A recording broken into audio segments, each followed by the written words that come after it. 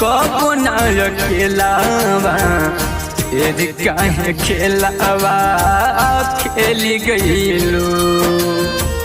कहलू कि करबू कबो न अकेलावा फिर काहे खेलावा खेली गईलू।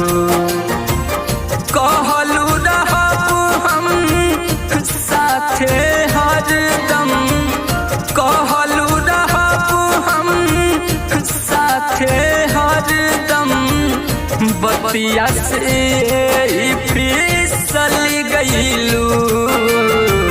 कहलू कि करबू कबो न अकेलावा फिर काहे खेलावा खेली गईलू।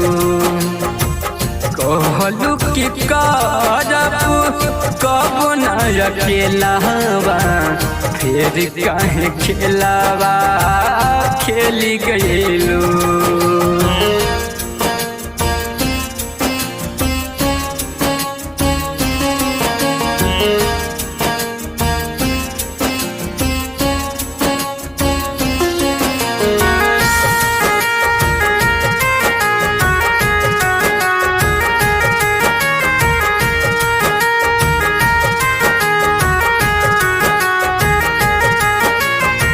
जन्मो जन्मोला आपन मनानी, सब कुछ पल में तोड़ दिलू।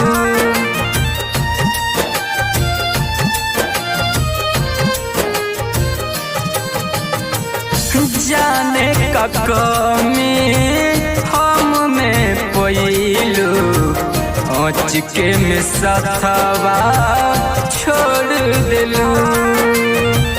दिलवा में घरवा अपन बना के, दिलवा में घरवा अपन बना के, साथे हमारा चल गईलू।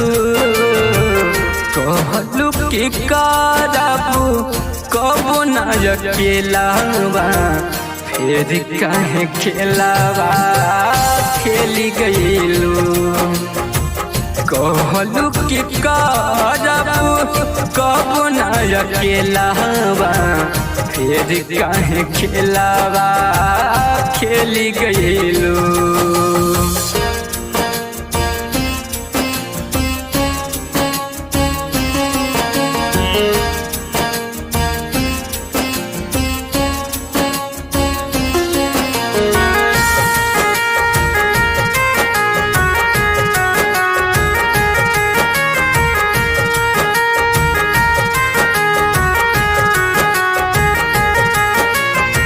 सपना देखा के सपना हो गईलू, सपनों में अपना आवेलू।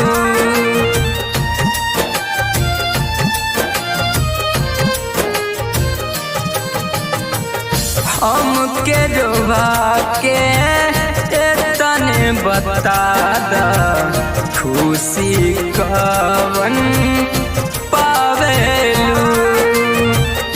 बाबू विशाल के आंसू बहा के, बाबू विशाल के आंसू बहा के, खुशी कवन पावेलू।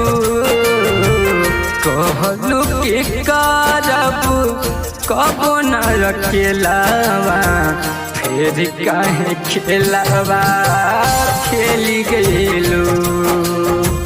कहलू कि करबू कबो न अकेलावा फिर काहे खेलावा